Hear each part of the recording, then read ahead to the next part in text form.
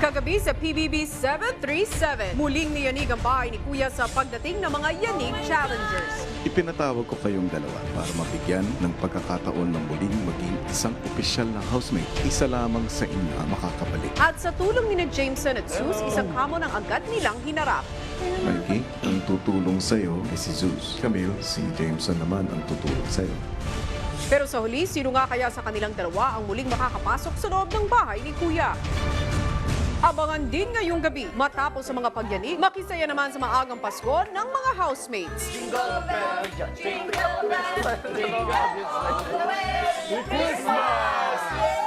Lahat ng yan dito lang sa PBB 737. Kahit nasa social media room, binigyan ng pagkakataon ni Kuya sina Mikey at Camille na mapanood ang mga kaganapan sa loob ng bahay.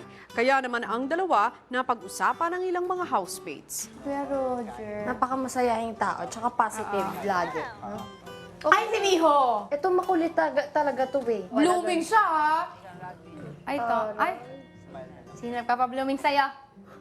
Si Richard, ayan, seryoso. Si Don. Matinik to, matinik. Matinik. Natusok ako eh. Samantala, sa loob ng bahay, sina Jameson at Sus problemado kung paano malulutuan ng pagkain ang mga yanig challengers. Kasi na, pag ka nagluluto, hindi tayo nagluluto dyan, diba? Hintayin natin pagtapos na sila. Kaya lang, baka gutom na yung dalawa doon. Maya-maya pa, umaligid na ang dalawa sa kusina. Ano gagawin sa karne? Magluluto? Wala, gusto na. Nagugutom kami. Karne pang next week yan. Nagugutom kami. Hindi magluluto, be. Ito ang pagkain natin lahat. Balik nyo yan. Hindi, tag-isa kami. Yung ulam na kakainin namin pag niluto nyo to, hindi na kami kakain pag niluto Bakit nga nyo kailangan to. ngayon? Ba't hindi pwedeng corned beef lang? Pwede rin naman yan. Oo, naman pala. Balik nyo na yan. Umukindat-kindatan dyan. Liubra. Hanggang sa wakas ay nakapagluto na ang dalawa. Mag-experiment tayo. Ay, hindi pa mainit.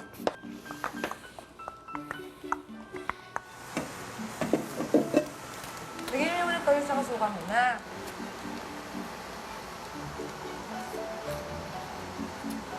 Sarap, grabe. Si Don kinukulit pa rin ang dalawa tungkol sa ginagawa. Sino ba pakakainin niyo si Kuya? Pakuluin na natin yung ulo. Wala ito, sekreto eh. Ay, Kayo ba kakain? Hanggang sa dinala na ng dalawa ang pagkain sa mga yanig challengers. hi girls. Adobo kami. Kasi nagito.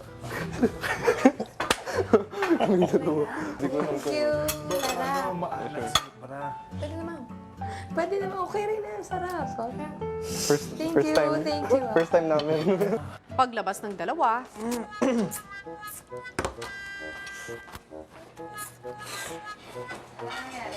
Sarap. Ay, oo, sarap mo. Gusto yung task niya. Oo, Ano nangyari? so, maya-maya papatuloy silang kinukulit ng mga kasama. Sabi niya last food. Kumain na kayo? Bawal kumain sa doon sa loob ah. Bakit kayo kumain doon? Feeling ko may dalawang tao dyan. Kaya they had to bring food over. Si Don pasimple ring hinuhuli si Zeus. Hindi ka pa kumakain? kumain na kami. Ni ano? Baka gutom ka uli. Hindi, busog. Hindi, pero hindi ako naniniwala kung kumain sila. Kinagabihan, si Richard naman ang sunod na pinansin ni Don. Nakapantalon. Saan ka punta? Saan ka punta? Dito. Ba't ka nakapantalon? Pangtulog to. Hindi yan pantulog. Pangtulog sa Kuya akin. mo na yan ng may something si Richard. Hindi ka yan pantulog. Araw-araw, every morning ito naman. Hindi, nakalagay ka naka-short. Taas na naman yan! Taas na naman! Nang sa wakas ay makatulog na ang mga naghihinalang housemates, matagumpay nang naikabit ni na Mikey at Camille ang ginawang mga parol. Nag-iwan rin sila ng mga regalo para sa mga housemates. Ano kaya? Shower room yung isa. Kasi nung una nagigising sa inyo, dun sa boys. Kinalat po namin yung mga regalo nila. Excited po ako para sa kanila. Na-feel ko maging Santa. Oo nga, ano. Kinabukasan, mas maagang ginising ni Kuya ang mga housemates. You better watch out, you better not cry, better not pout, I'm telling you why. Santa Claus is coming to town. Gising na housemates and Merry Christmas! Checking in twice. Pagbangon nila, agad nilang nakita ang mga nakakalat na regalo. Regalo ka, be. Do not open yet. Huwag mo muna daw buksan. Wow! It's for me. First time ko makatanggap ng ganung kalaking regalo. Pagbuhat ko, magaan lang po siya. Ano kaya to? Akala namin kasi Miho at Kuya Roger lang po. Kaya? Oo. Tapos sabi, hanapin niyo inyo. Tapos sabi ko, ako din meron. Don!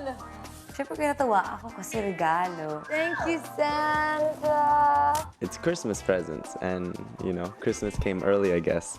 Napansin rin nila ang mga nakasabit na parol. Totoo? Sabit na yung mga parol, Kuya, at mga gamit nga po namin yung nandoon. Samantala, para makadiskarte ng almusal ni Camille at Mikey, sila Zuz at Jameson nagpresenta ng magluto ng kanilang almusal. Konti lang, be. Oo, sobra-sobra na yan. Ba't ka nagluluto ngayon, be? Anong meron? Wala, gusto ko Ikaw na magluto. makikinig ka pa, Nagugutom Richard. na ako eh. Habang abala pa ang ibang housemates, sina Zuz at Jameson naghahanap na ng buwelo para maihatid ang almusal kina Mikey at Camille. Sa'yo yan? Or para sa kanila? Really? Nagdala ng pagkain.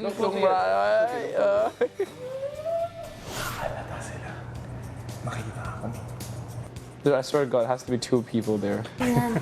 Tinapay at Kasi yung may kanin doon kaso konti. Ano pagkain dinala nila? Itlog, tsaka hotdog. I don't like this. That's my bread. Dapat kung ganyan yung tasilad party nila, yun yung ibibigay nila. Nakakaramdam na rin sila eh. Oo naman, Diyos ko. Kaya naman pagbalik nila Zuz at Jameson sa mga kasama, Ito eh. Nasira lang.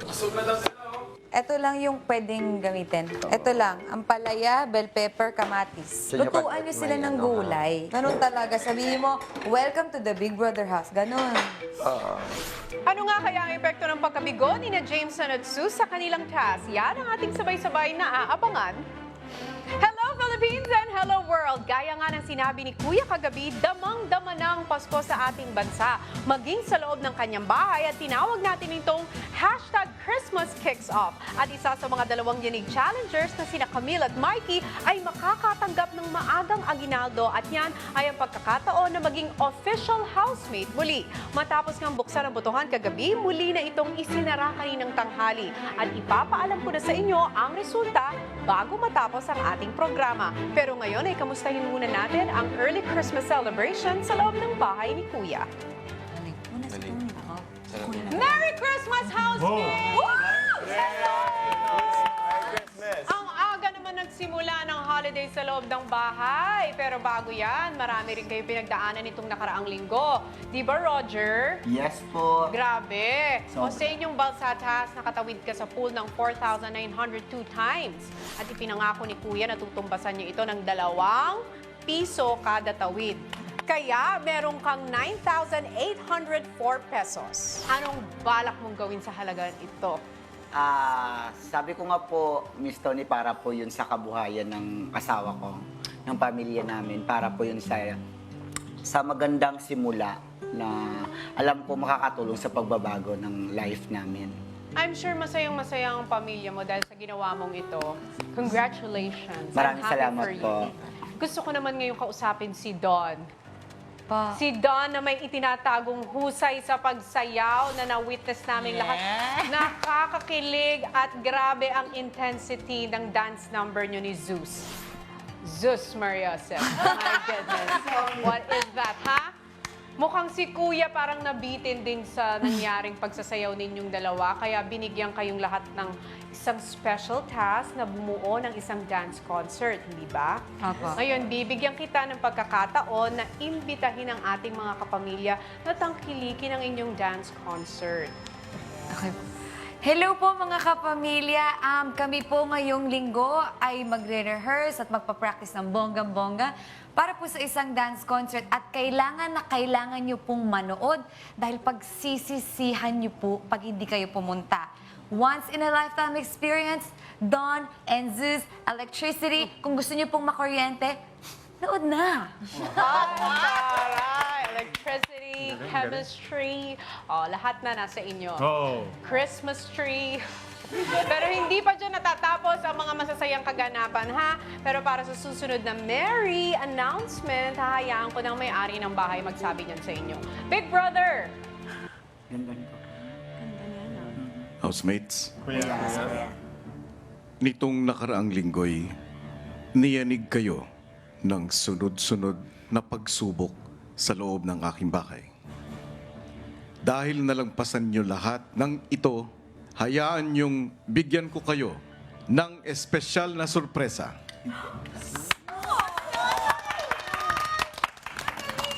Sa aking hudyat, bubuksan nyo ang glass doors palabas sa garden. Housemates, buksan nyo na. Ito na ang opisyal na simula ng Pasko sa loob ng aking bahay. It's Christmas party time.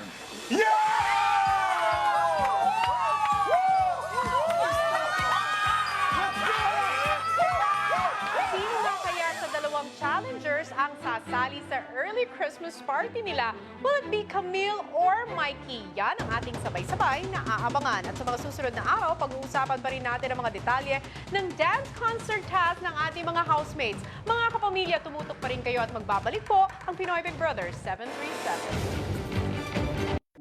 Ang housemates kinausap ni Kuya tungkol sa mga natanggap nilang regalo. The first time kasi makatanggap na ganyan kalaking regalo. Pero ganyan din kagaan, kuya. May nagbigay ng listahan. Sila ang nagsabi kung sino ang naughty and nice. Eh, gusto niyo na bang malaman kung anong mga nakuha ninyong regalo? Sige, buksan niyo ang regalo. Di alam ng housemates kaakibat ng mga regalo ang pagpili sa kanila ni na Mikey at Camille bilang naughty or nice. Nice. Tommy. Kahit anong bagay. Okay, kunin mo dun sa cabinet ko.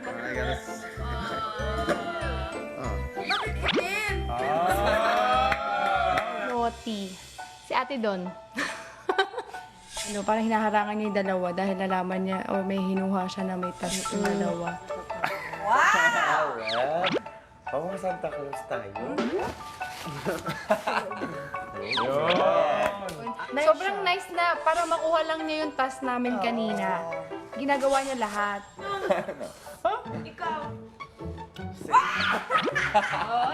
Naughty ko si Kuya Roger. Makwento talaga siya, tsaka palatawa. Grabe. Tayo. Yan pala, nice. Ito yung naughty. Sa naughty ko din, si Miho. Kahit di na siya pala magsalita, nakakatuwa na agad siya. Saan ka pala? Margo, kasi Sabi niya, yan, tutulungan na ka sa task mo. Pero Don't tell them. ganon. yeah, nice siya yun. sa amin. Hindi ako no. Naughty ko? Jameson, kuya. Out of nowhere, bigla siya nagsasayaw. Sayaw. Anong masasabi niyo sa mga regalo niyo? I love it. Pero bakit po itim? Ang nakatanggap ng red Santa hat ay ang mga nice housemates. At ang mga nakatanggap naman ng black Santa hat ay ang naughty housemates. Eh, bakit ako hindi mabait? Hindi naman ibig sabihin nun hindi ka mabait. Eh, ano yung pagkakaiba ng hindi mabait at saka naughty? Ano pinagkaiba nun? Ikaw at ako.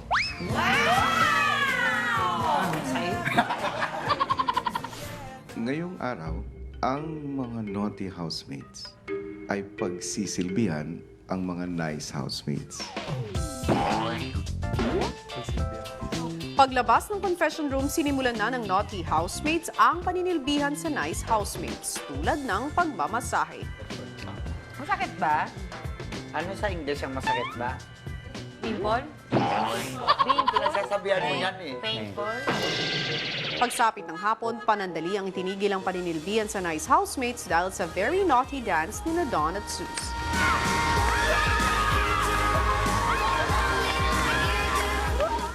I want to dance like that. Nakabalik na ng bahay pero usap-usapan pa rin ang sayaw. Doon ako kinilig talaga doon sa pag-ganong-ganon sa atin galing. Diyos ko. Uy, mag-aral ka. Gayahin mo si Diyos. Bakit imposible? Gawin mo kay Miho para maramdaman niya tayo. Ayoko! Si Tommy na lang. Tommy. Si Tommy na lang magawa. Oy, order namin to. Order namin to. Miho, dahil naughty ka, sundin mo ang utos ng mga nice na housemates. Lapit na. Pag malapit na, tsaka gaganon. What are you waiting for? 3, 4 months nga. Tumingin ka sa mata Mabagal. Kitang-kita, kuya. Yung spark sa mga mata ni Miho.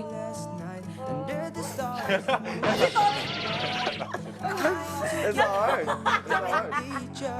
2, 3. Yan! Ganon! Yun na! Yun na yun! Go! What are you waiting for? Sa una may ilangan pa, pero pag nakuha na nilang dalawa, sobrang laki ng impact nila.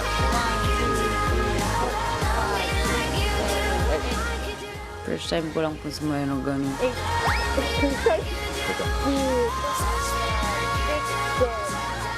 I felt happy.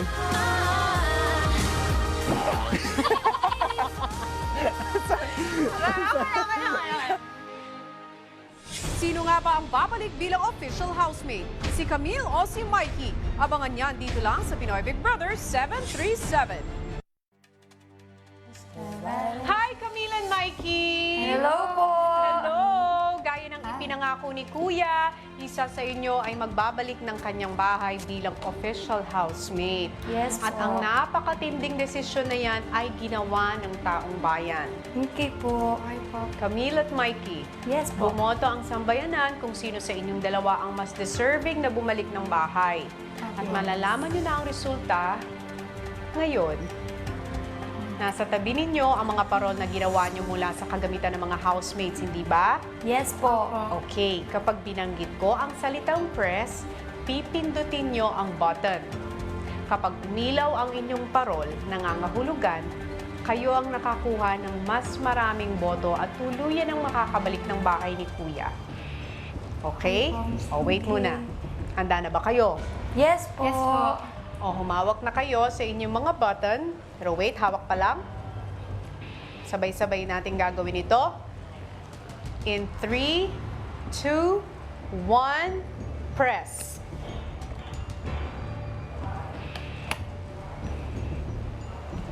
Yay! I'm so happy for you! Good luck ka. Galing mo. Dami na yan, ha? At para sa kaalaman ng lahat, narito naman po ang naganap na resulta ng botohan.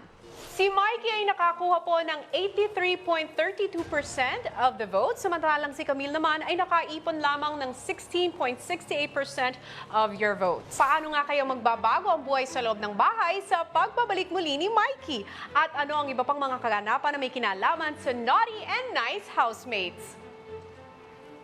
Muli ako po si Tony Gonzaga at kayong lahat ay nakatutok pa rin sa nag-iisang teleserye ng totoong buhay at ito ang Pinoy Big Brother 737.